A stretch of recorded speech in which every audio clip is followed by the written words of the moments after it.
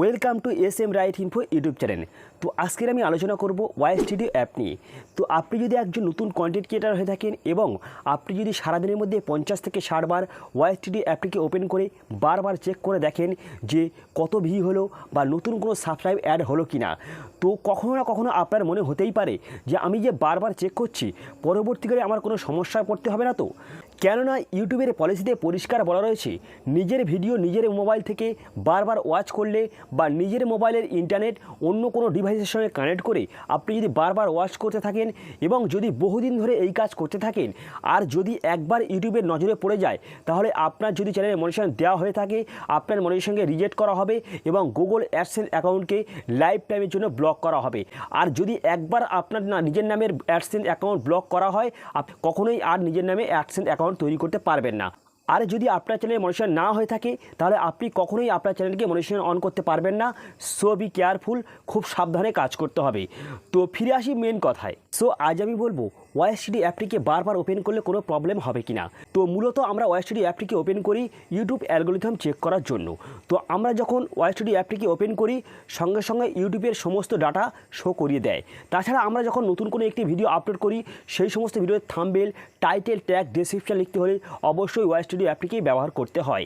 তো আমরা যখন ভিডিওটি আপলোড করি তারপরে সেই সমস্ত ভিডিওতে কত ভিউ হলো বা আমার যে ভিউগুলি আসছে কোন সোর্সের মাধ্যমে আসছে, কত ইমপ্রেশন পেলো বা অডিয়েন্স রিটেনশন কত রয়েছে, তো এই সমস্তগুলি আমরা এই ওয়াই স্টুডিও অ্যাপের মাধ্যমে চেক করে থাকি। তাছাড়া যে পুরানো ভিডিওগুলি রয়েছে সেই সমস্ত ভিডিওতে ইমপ্রেশন পাচ্ছে কিনা বা কত ভিউ হচ্ছে এই সমস্তগুলি আমরা চেক করে থাকি। তো এমন অনেক ইউটিউবার রয়েছে বিশেষ করে যারা নতুন ইউটিউব কন্টেন্ট ক্রিয়েটার তারা জাস্ট ইউটিউব ওয়াই স্টুডিও অ্যাপটিকে ওপেন করার পরে জাস্ট কত সাবস্ক্রাইব হলো এবং কত ভিউ হলো সেটি চেক করার পরে সঙ্গে সঙ্গে বার হয়ে আসে এবং সারাদিনে 50 থেকে 60 বার, কেউ আবার 100-র উপরেও হয়ে যায়। তো এরা বারবার চেক করে এবং বার হয়ে চলে আসে, কিন্তু কাজের কাজ তারা কিছুই দেখে না এবং কোনো কিছুই চেক করে না, শুধু সাবস্ক্রাইবার ভিউটাই চেক করে। তো আপনি এরকম কিছু করবেন না। তো এক্ষেত্রে আপনার টাইম নষ্ট হবে। আপনারা এখানে যত টাইম নষ্ট করবেন সেই টাইমটি আপনার ভিডিও থাম্বনেলের সময় নষ্ট করুন বা আপনার ভিডিওটি আরও অ্যাট্রাকটিভ করতে থাকুন, দেখবেন আপনার ভিডিও আরও সুন্দর হবে এবং থাম্বনেল আরও অ্যাট্রাকটিভ হয়ে উঠবে। তো বন্ধুরা, ভিডিও শেষে আমি মূল কথাটি বলি, যদি আপনি ওয়াই স্টুডিও অ্যাপটিকে বারবার ওপেন করেন তাহলে মনিটাইজেশনের আগে ও পরে কখনোই কোনো রকমের সমস্যা হবে না, শুধু আপনার টাইম নষ্টটাই হবে। তো আপনি দরকারের জন্য চেক করুন, কোনো রকমের সমস্যা নেই। আপনি সারাদিনে 2 থেকে 3 বার চেক করুন এবং আপনার প্রয়োজনে চেক করুন।